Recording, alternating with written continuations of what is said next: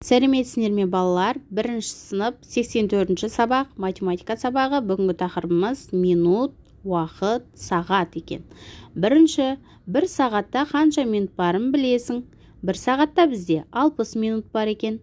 Циферблатқа қара, минутты ондықтармен сана, сағаттың моделін пайдалан. Минутты ондықтармен санайықшы балалар. 5, 10, 15, 20, 25, 30, 35, 40, 45, 50, 55, 60.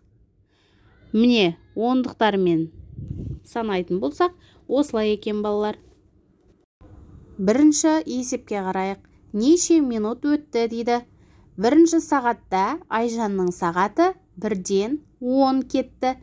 Қызыл белгі бұл бізде минут тілі, ал көк қысқалауы бұл бізде сағаттың тілі балалар. 1-ден 10 кетті. Ал екіншіде Саматтың сағаты қанша минут өтті? Яғни бұл жерде 1-ден 20 кетті. Яғни арада 10 минут өткен екен балалар. Жақсы, келесі. Екінші тапсырма. Сағаттарға қарап, уақытты айт. Қолдан жасалған сағат моделінің минут тілін айналдыр. Уақытты сағат және минутпен ата. Бірінші сағаттарға қарап уақытты айтайық. 2-ден 10 кетті.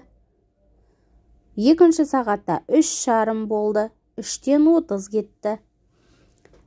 Келесі. Үшінші сағатта 2-ден 50 кетті.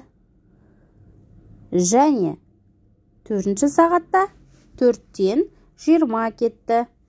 Үшінші есеп, есептердің қысқаша жазылуы мен сұлбасын тап, оларды шығар дейді. А нұсқасы. Әлия 6 қазақ халық ертегісі мен 4 орыс ертегісін оқыды. Ол қанша қазақ халық ертегісін артық оқыды? Ә нұсқасы. Сырым 10 халық ертегісін оқыды. Оның 4-еуі орыс, ал қалғаны қазақ халық ертегісі. Ол қанша қазақ халық ертегісін оқыды?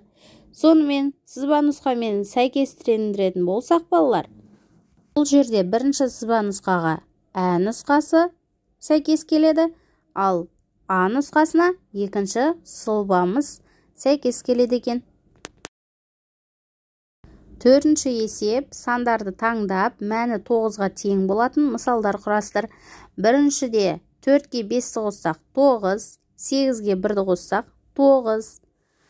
Екінші қатарға қарайтын болсақ, 9-ға тең болатын мәндерді есептесек, 6 қосу 2 қосу 1 тең 9. Және де 5 қосу 3 қосу 1 тең 9.